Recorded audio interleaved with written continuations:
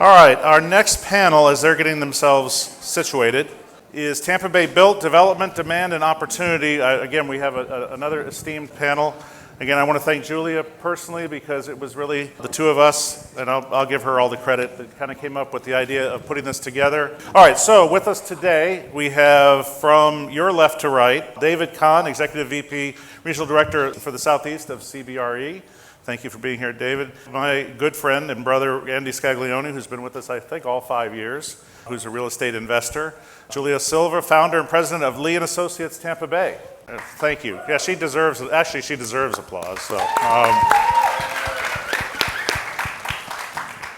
and a big fan of Journey like me, so there you go. Lucas DiNardo, VP of Construction and Development for Brownlee, and Trey Korn, president of Valley Bank, Tampa. So we have obviously a esteemed panel of kind of a cross-section of all kinds of things. So let's get right to it. The first question for all of you, and we can go through, is from your vantage point as brokers, investors, and what have you, how would you characterize the current state of the Tampa Bay retail, commercial, industrial markets right now? What's moving? And what's the story in the numbers telling us? And we've been going, you guys left to right, my right to left. We're going to start on this side. So, Lucas. Yeah, thanks. I mean, we're bullish on industrial assets. Bromley actually just launched an industrial platform, which I don't know, you guys might have read about it. There's real supply constraints in some of the assets, at least we're pursuing. But I spoke about this a little bit earlier, and Florida as a whole is really booming and carrying, in my mind, an asymmetric amount of weight for the rest of the country in terms of its economic growth. And with that comes, industrial assets that are needed to support all of these businesses that are really integral to these communities. So from an investor, you're looking at historically low vacancy rates on these assets, and there's a real way to add value there, whether that's operationally and rethinking some of these leases or whatever it might be. So I mean, we're obviously bullish on industrial, and we're also just as a retail landlord, in Midtown, we do it in New York. We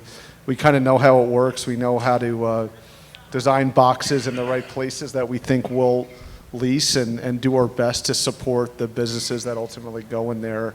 But there's great, I mentioned it earlier, there's great retailers that are coming to Midtown. There's already great retail there. So you're seeing kind of like this elevated, elegant class of businesses that are coming to Tampa, and we're happy to be a part of that. So, yeah. Very good. We tend to, in the industry, focus on a lot of macro data. And while that's important, really the micro data, the sub-market, even micro market data is to me more important.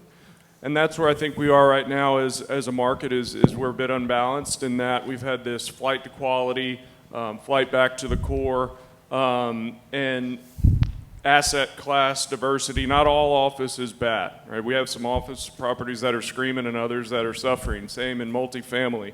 Retail has defied many odds. I think there were a lot of folks that thought the retail trend could not continue, rents couldn't continue to go up, and it has, right? So I think it's healthier than it was at the bottom, but not quite where we were several years ago, and have a lot of runway before we stabilize.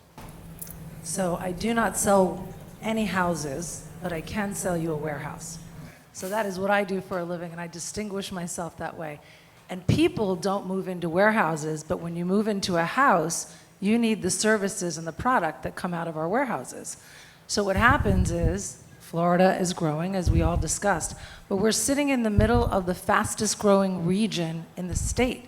So it's not just Tampa, it's Ocala, it's Lakeland, it's Orlando, Fort Myers, Sarasota. This region is where people want to go to bring their product. The Port of Tampa has now been more of an importer for product because we're growing our population. And what that means is distributors, and traditionally that meant something else to me 10 and 20 years ago.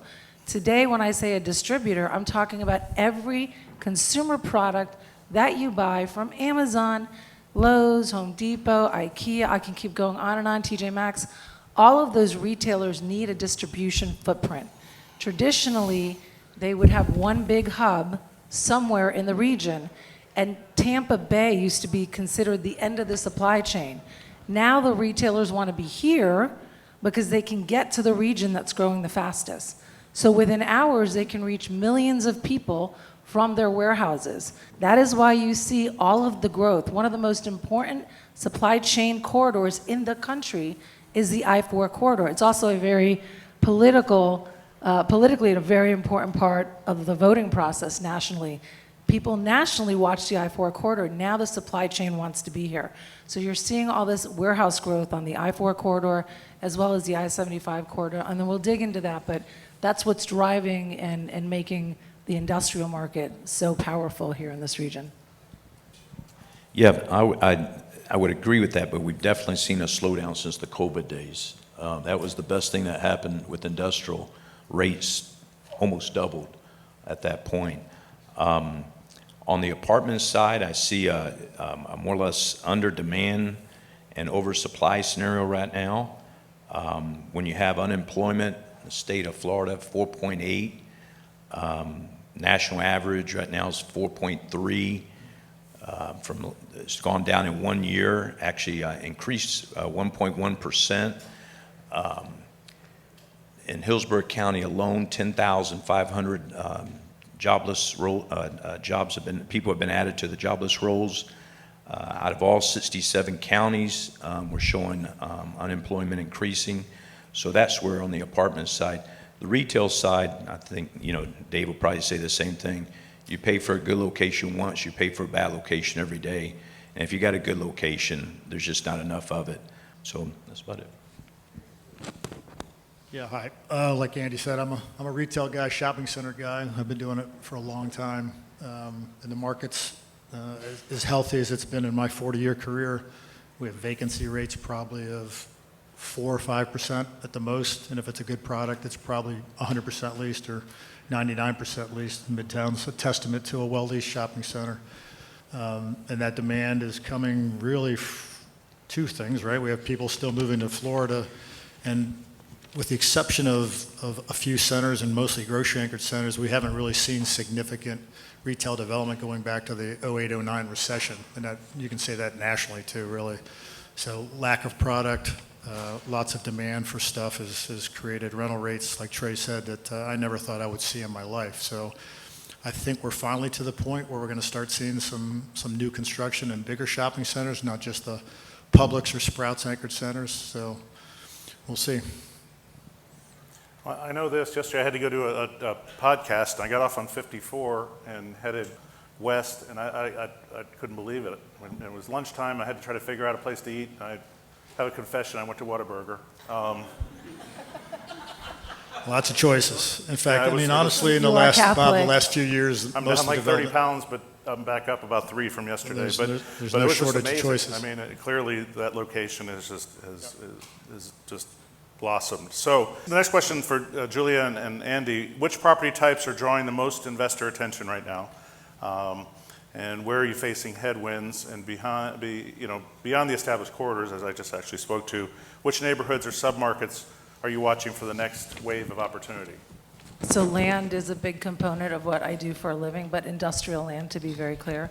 And sometimes the industrial land has other uses that is an ancillary to industrial. So like we're right now selling 1,000 acres within the urban service boundary in Tampa, and that hit the market 60 days ago, and it's just been incredible. What's interesting is that a lot of users, occupiers, tenants, want to manage their own future, if you will. So a lot of them are looking for land. I just sold 175 acres to TJ Maxx in Plant City. They're going to be bringing 1,200 jobs to the area, and worked with them for 4 years. And originally they were going to rent from a developer, and everything was so artificially inflated. This was right after COVID. Andy's right. There has been a bit of a slowdown, but more of a correction. So what happened during COVID, all of us as consumers learned how to use the internet to buy product and bring it into your home. There was a 10-year trajectory that was being predicted for the consumer to get smarter about buying online. Well, because of COVID, we took that 10-year trajectory where we would have delivered supply, more warehousing, into like 6 months. Everybody had to order online because you couldn't get anything in the store anymore. So, of course, what did the developers do? They overbuilt to some extent. We are still in a very fundamentally sound market, but you know, AI is the topic of conversation, and data centers, and if you don't know about that, simply understand it and get to know it. You're all using it. Everybody in here is a victim of what is about to happen because we need it. There's a race for power. So there's land, there's distribution space, and power is everything. And there is a race for it. And what that does to the distribution user is that now all of these warehouses are fighting for the power because robotics and all of the things that they use for efficiencies in the warehouses require power like never before. So now these consumer product-based tenants are competing with the data centers. So it's going to be interesting to see how that changes how we get our deliveries and what we expect as a consumer from a service standpoint. So a lot said there, but. And I'll feed off that, off the land. The transactions you're seeing on land are actually end users. The speculators, if it's a rich man's game with land, meaning if you don't have a use for it and you've got debt on it, it can hurt you. So the good thing is the program that was initiated that's really been put on steroids is these conservation easements, and where the actual rancher gets to keep the property, and it preserves it preserves the environment, which is very important because we just can't have roads and houses and development throughout the state without preserving the environment. So on the apartment side, it's hard to make the numbers work. You know, you got what's called negative leverage, where the cost of debt is costing you more than what the actual investment is going to bring you. And I'm sure Trey, you know, we were together for 10 years in loan committee for 10 years, and I don't remember ever seeing days like we've seen today with penciling out these deals. You know, you got CPI right now in May was 4.2%, the highest in 3 years. So people are having a tough time paying groceries and their electric bills, and that's why you're seeing what I said is the under demand in the apartment sector. I love that term penciling. It's in a couple of the questions here. You know, because pencils have erasers, so I guess you know, maybe it's use pens or Sharpies so that a deal can't just die, but I guess sometimes it does. Andy, real quick, speak to the construction costs. They've remained elevated, those kinds of things. Does that change? I know that was a big discussion we had last year and then coming out of the pandemic in terms of supply chain. But you know, construction costs, the capital markets are tight. Just kind of talk about that again a little bit more. Yeah, I'll expand on that. You know, what we use, you look at the feds are meeting today, and even if they, which I don't think they will, based on the CPI numbers that came out, but even if they reduce it, that doesn't help us in real estate directly, because that's going to help the guy who's going to buy a boat. It helps your line of credit. It buys you to buy a new car.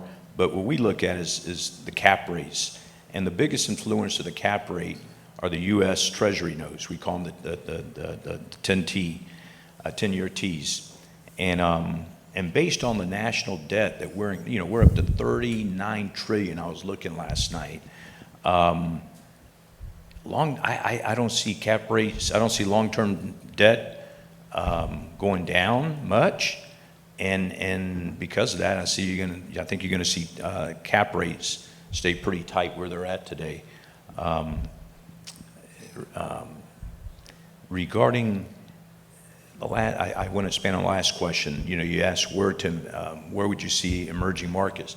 I think we're fortunate. Every place in the city of Tampa is just it's got potential no matter where you're at. Very good. Anybody else want to add to that?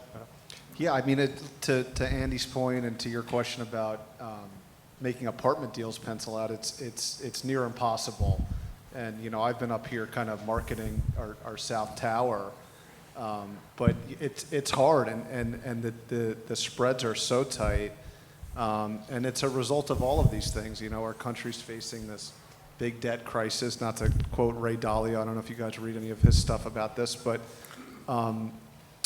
yeah, construction, that deal in particular has been looked at a few different ways, and we couldn't get the density to work with the construction pricing. We think we've probably turned a corner here where rents hopefully support it, but nothing's getting any cheaper to build, as you guys know.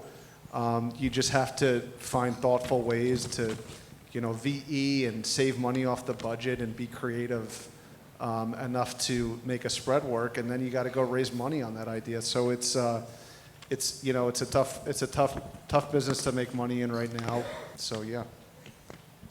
Very good. So David, just and you kind of spoke to it a bit in the first question. You know, a couple years ago, and coming out of the pandemic, you know, retail was supposed to be dead. You know, we were all going to order. Although I just got something just arrived at my house from Amazon. But it literally was only.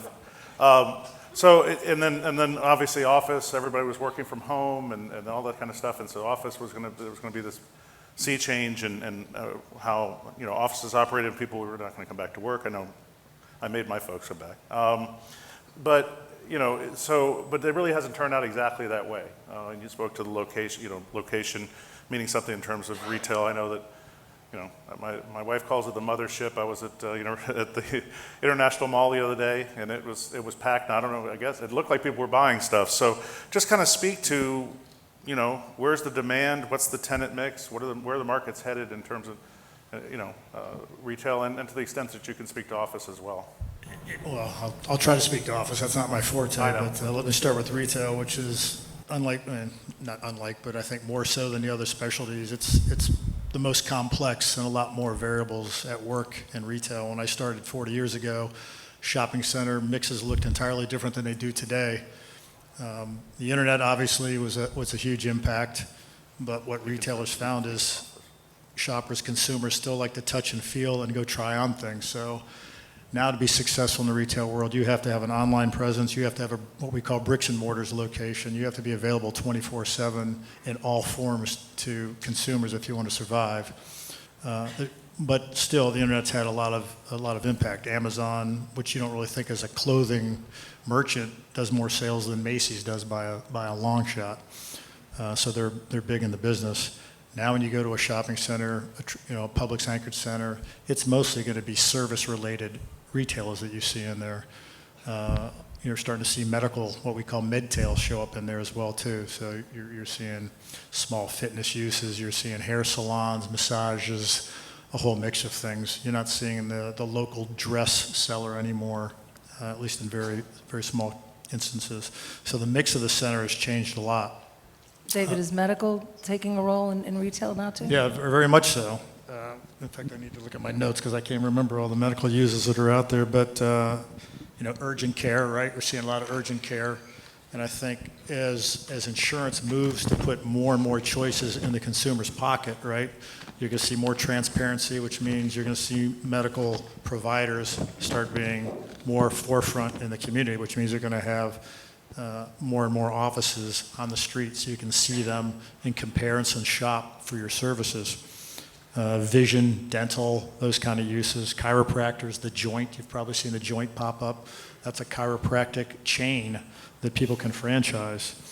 I said nails, the hair, fitness, the massage, Botox, that kind of stuff. Everything I need. Your Botox looks great, Bob, by the way. It looks fantastic. Right here. Yeah. And the food and beverage, the Whataburgers of the world, right? We're seeing a lot more food in shopping I centers. started losing weight. It was all in my face, and then all of a sudden, I don't know what's going on here. Now you can take a pill. The malls are going away, right? pills? Every community used to be 4 or 5 malls. Now you're probably going to have 1 or 2 malls, right, for the community. So all those upscale retailers, you're going to find them at International Plaza. You might see them up in Wesley Chapel. You might still see some in Brandon. But the old mall where the Bucks park now, that used to be a mall, right? A lot of these malls are gone. University Mall's slowly changing. So yeah, it's evolved a lot, but still, like I said, 97, 98% leased. So it's I literally grew up in University Mall. I actually went to the movie theater there the other day because you can go there and on the first run movies, anyhow. Yeah. You can get there. It's not cheap. No, actually, it's a well, I'm not going to give it, it's a shameless plug, but I actually enjoyed that theater. Bob, just to expand on Dave, you know, we look at what's called in the retail RTS, rent to sales ratios, and it's unbelievable what some of these tenants and restaurants are their sales. I mean, you got, you know, Chick-fil-A's doing $10 million out of a store. So when you do a rent to sales ratio, that's a lot of times your rent's based on that, based on their underwriting. And there's just, like I said, there's not enough good sites. You pay for a good location once, you pay for a bad location every day because it takes you the same amount to build it, the same amount to staff it every day, the same amount to put on the lights every day. So anyway, it's strong. Lucas, do you want to speak to the office portion? of the Yeah, question? sure. Yeah, I mean, we've had good success with our office product here in Tampa, but you really need to have the right offering to attract the right companies that are going to, you know, make their staff come to work every day.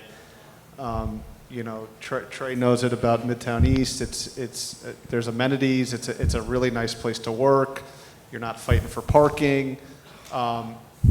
Again, I feel like I'm just being the rah-rah for Bromley up here, but there's you know, good restaurants and retail there to go get lunch. So it's really got to be the right product. If it's not, I think some of those office owners are going to face a reckoning if they haven't already. Look, I'm as big of an advocate for Class A core Tampa Bay office spaces as you'll find. What we've experienced as a region in the office world, and I have a view into you know, the New York, Chicago markets through our company, who has a big presence in those markets. But what we've seen here, Midtown's just done an incredible job. Water Street, downtown, you know, Armature Works area, of course, Gas Works here, West Shore. We're not only seeing vacancy rates that are, you know, in those true A- core assets that are lower than maybe they've ever been historically, but the rents that we're seeing are mind-boggling relative to what we've currently or historically had here in the Tampa Bay region. We just saw, you know, we had the big Geico lease over in the West Shore submarket. We just saw I might be politically incorrect for calling it the beer can building trade. I don't know the. That's where our offices are. We love the beer can building.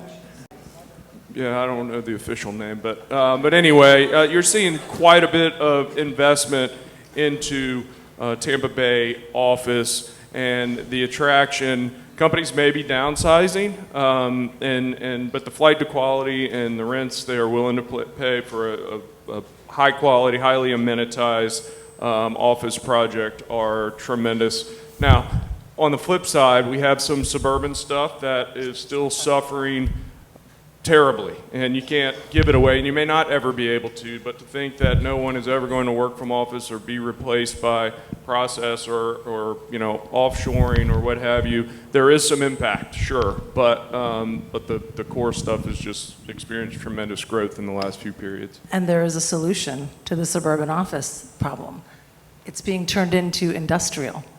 There's 5 projects that were suburban office that have now been purchased, and they're going to be demolished. That's how valuable industrial land is, and how scarce opportunities to find industrial land in the Tampa Bay core market. You can go to Plant City and Lakeland.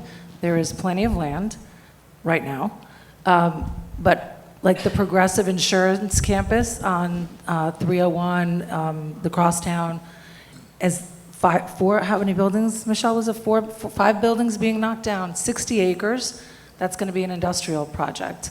If you guys remember Net Park was purchased by a group out of New York.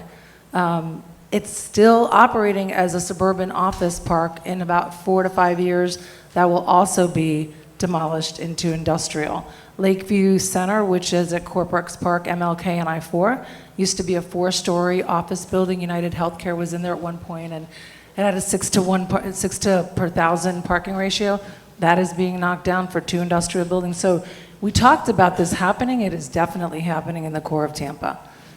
So that's a trend for sure. And frankly, we had a question for Lucas regarding that, and that, that pivoting towards B&C, urban infill industrial. So if you want to talk about Bromley's reasoning for taking that approach.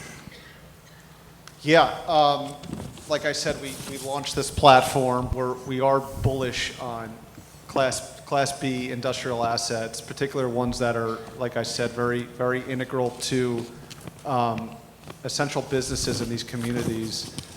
I think what we learned was some of these institutional-sized assets they're not going anywhere. So if you can find some of these smaller boxes, do your best to add value, you're looking at a really good asset.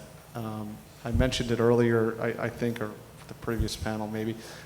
Historically low vacancy rates in those types of assets. So yeah, we're bullish on it. We're looking to we're buyers in it, and yeah, there's a lot of good industry in Florida, like aerospace and engineering and sectors of the economy like that these are connected to. So we're excited about it, and Julia's been helping us with that as well. Yes, we are the leasing agent. Woo.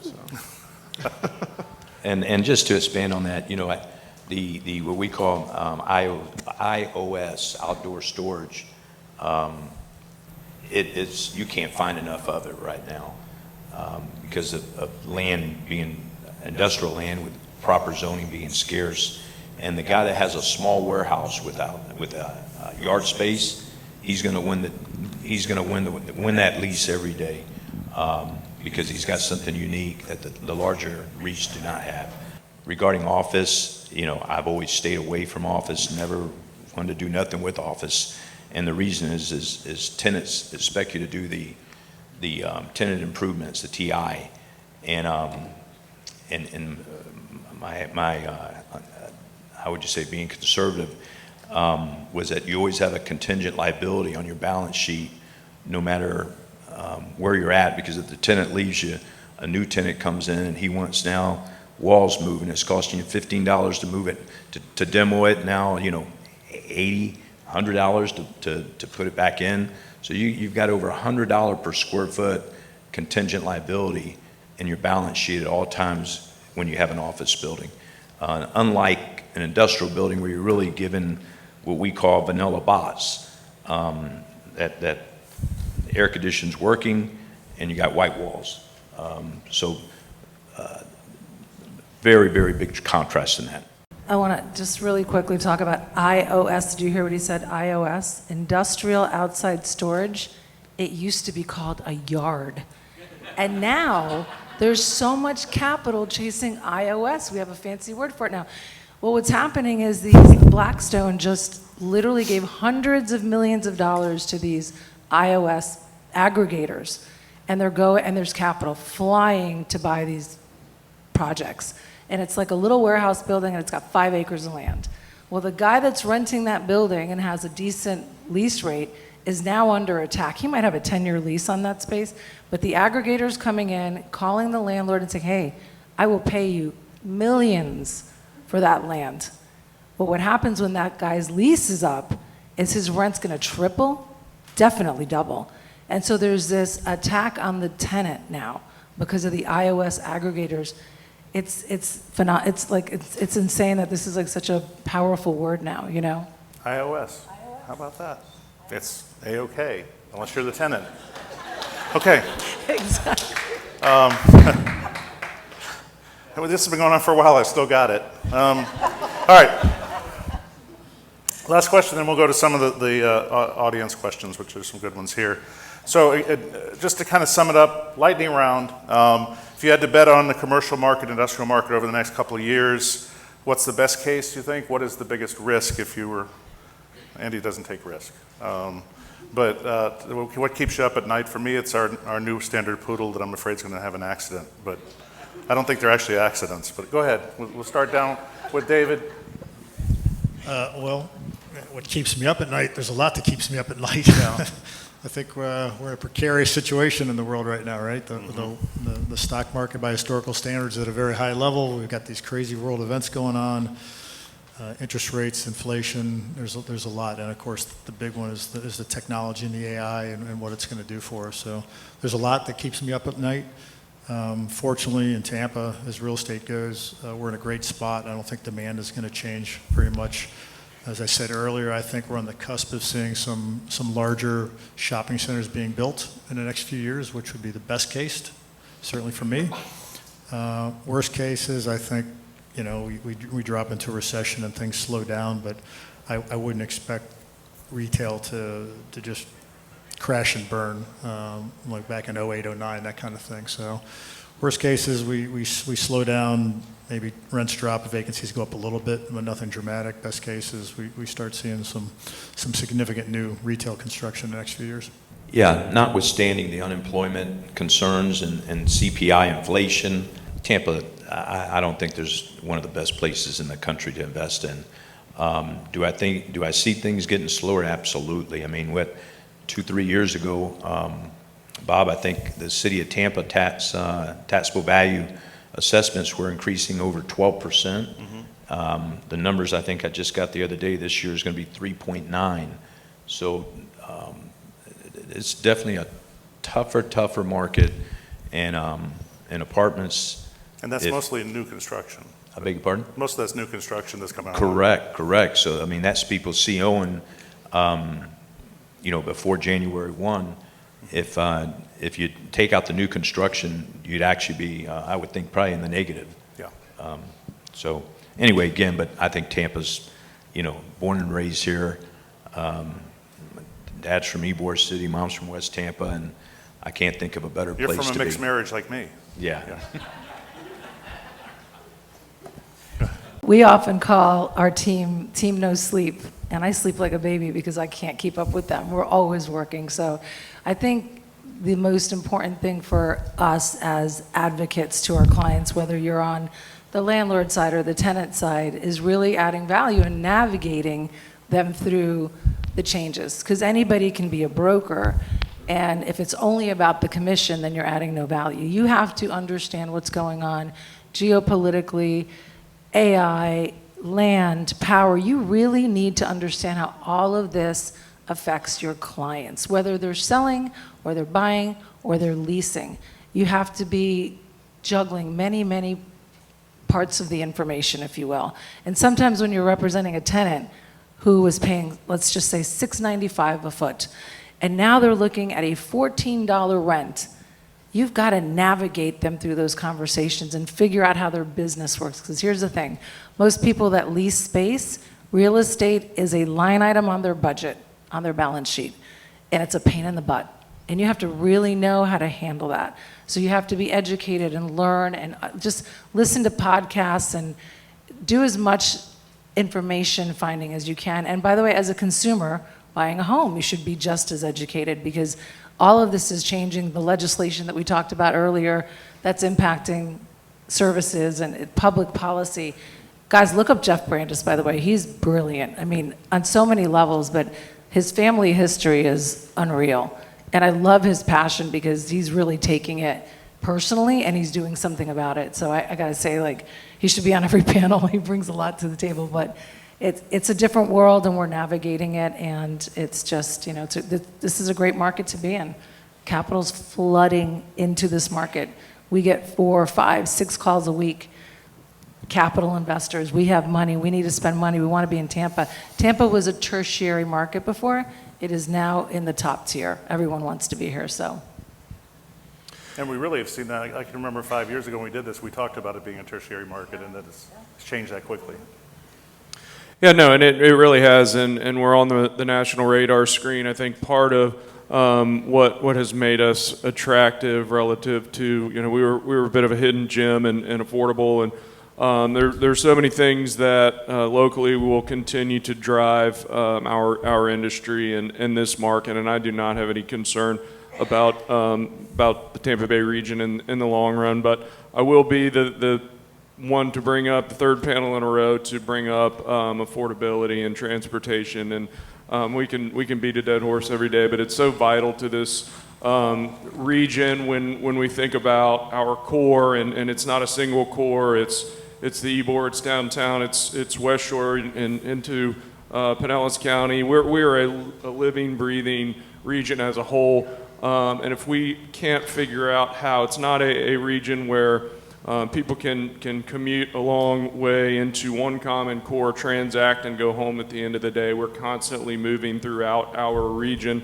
If we do not figure out how to solve that problem, then it will tarnish us nationally. I think some of our focus may be, in the wrong direction. I look at how we have, in many instances in our core, replaced lanes of traffic with bike lanes and reducing traffic flow 25, 33, 50%, depending on how many lanes we take away and replace with a bike lane that you maybe see one or two riders on. I have nothing against cyclists, but I don't know too many that plan to dress up for work and commute to and from work in August, rainstorms, hoping not to get struck by lightning or show up, sweaty. So.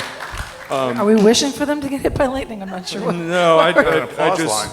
I just think it's clearly a problem that needs to be solved if we're going to continue to thrive as a region. And what that is, I don't have the answer. And affordability, it's the same issue. We could build this great region and all these new developments, but if we can't get people there or people out, then it's going to hinder us in the long run. We can go the way Atlanta's had some of that suffering, Miami the same thing. We moved my team out of downtown Brickell in Miami out to the Gables because it would take them so long to commute there, and by the time they did, they had to drive somewhere else for a meeting, and we don't want to suffer some of the same mistakes that some of our similarly growing regions have historically.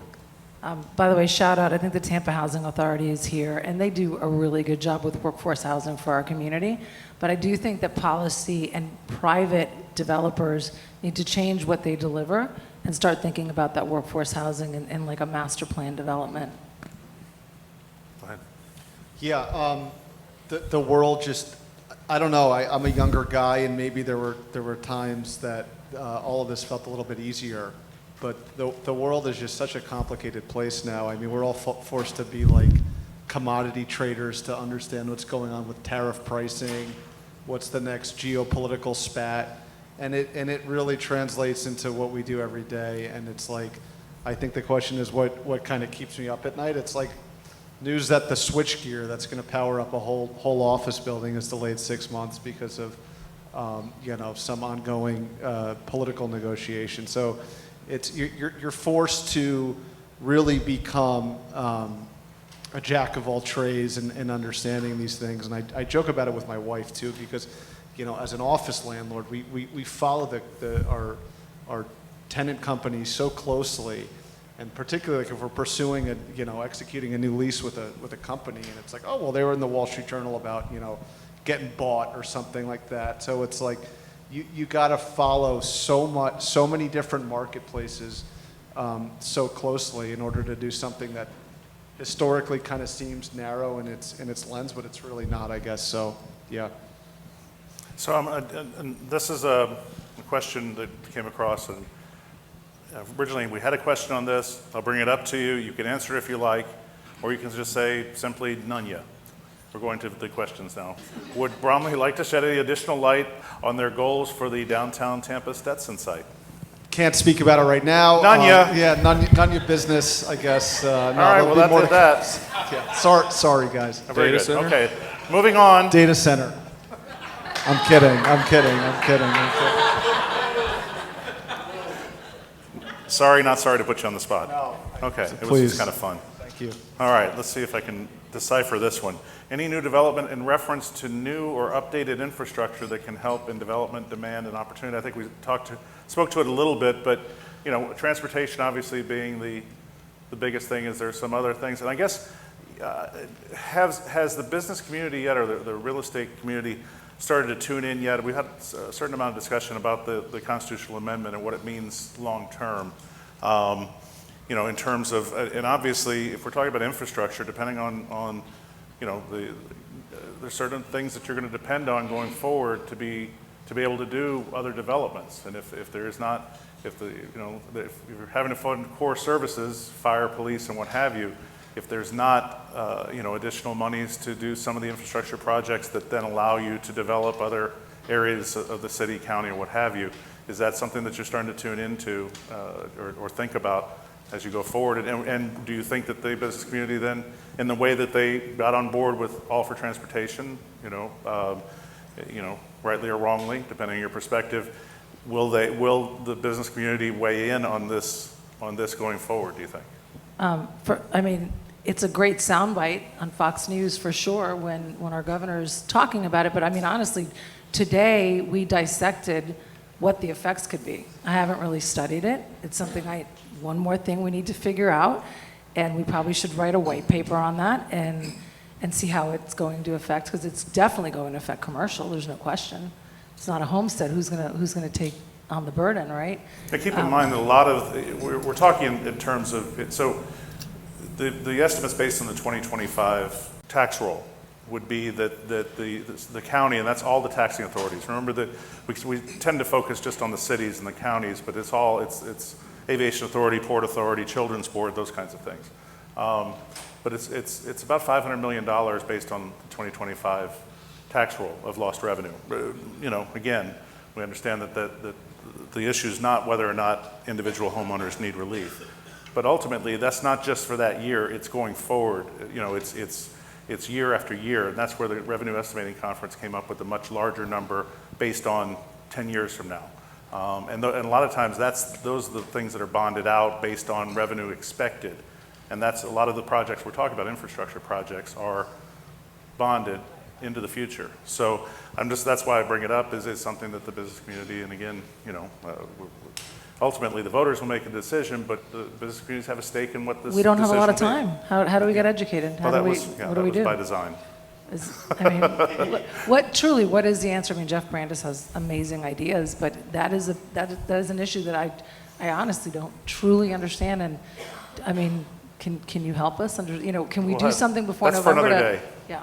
So yeah, Not today. Honestly, I Not think there'll be today. more discussion. It's going to take the air out of the political room in Hillsborough County and the state of Florida for the next few months. Go ahead, Andy. Bob, how long's the 50,000 been in existence, and there has been no CPI increase? How long's that been in effect? 2008, it came into being 2009. It used to be 25,000. Okay. So since then, there's been no CPI. No, well, there was a constitutional amendment that now it's indexed to CPI over the last couple of years, but that's 3%, whatever it may be on any given year. And this also will index to CPI going forward as well, if should it pass. Mm-hmm. Now, if you look back since homestead exemption was created, back in the 1930s, if you were to take inflation and index it, you'd get somewhere north of 100. I don't remember. I have it on my desk somewhere, but closer to what's being proposed here. But that's whether that's reasonable that you could actually do it for 100, 80 or 90 years is something else. So certainly there's a sweet spot there, but. Mm-hmm. And look, there's also a benefit but what's for in somebody. it, again, my concern is what's in it for business ultimately. If it's a tax shift, as the senator spoke to, do businesses pay more? Does that make it more difficult for you to do business going forward? If you have to pass it through, whether depending on your market, if it's renters, how much more can you pass through to renters and still have a market? I don't know. These are just questions I'm throwing out there for you. Well, the good and I thing think that's part of the problem on the business development side is the math's the math. It's not going to get any cheaper to run a municipality, and to the contrary, it's going to get more expensive likely. So while the proposal we can analyze in detail what kind of revenue will be lost, there's not a tangible solution that's been put forward that we can with 100% certainty say that will cover the revenue loss from a change on this side, and who's going to absorb that? Those are the unknowns. It's a terrible idea in my opinion for many reasons, but until a firm and palatable solution to offset the loss of revenue on one side is put forward, I don't know how you could really truly gauge the impact to our industry. One of the things we deal with in retail more than the other ones is the impact fees, which are largely based on transportation. And anytime you build a shopping center, whether it's a Wawa or a fast food, because you generate a lot of trips, you get charged more for your supposed impact on the infrastructure, and therefore they charge you more.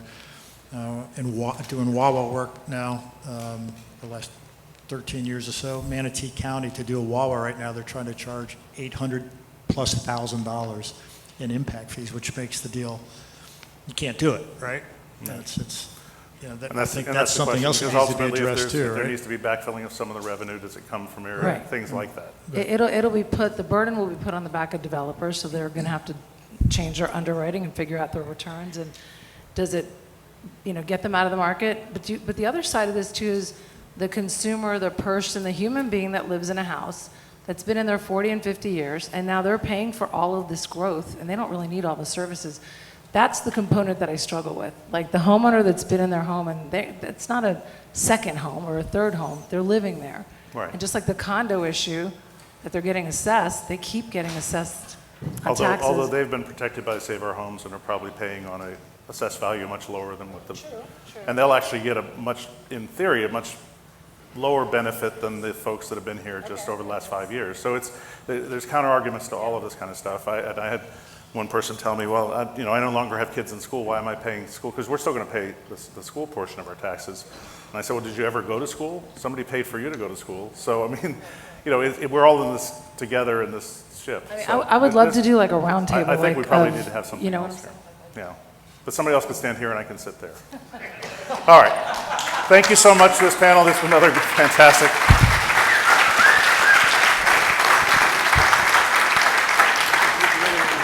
So was this good again this year? Was it better?